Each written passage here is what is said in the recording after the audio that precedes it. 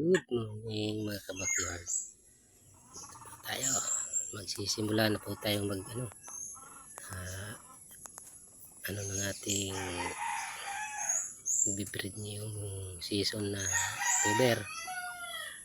Kanawayon at ang ating mga poles sa Kilsu at Gilmore at isang kanaway na babae. Ito naman ating mga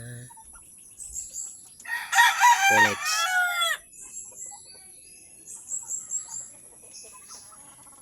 Dito sa kabila naman natin yung unang palabas natin ng ating mga kanawayon na una. Yan.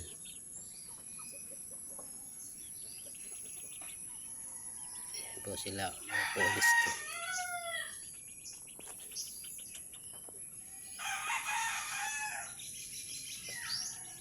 At dito po sa labas yung natin binabae na pula. Ilalagay natin to dito siya labas magano lalaki, yung isa nasa loob, binabaeng kanawayan yung nasa loob. At dito ito pula ito 5K sweater na babae, sila dito sa labas. Marami pa dyan nakagalaan yung ibang natin babae. See you sa na lang sa paglabas ng mga sisyo na naman ito. Madami na ba ito?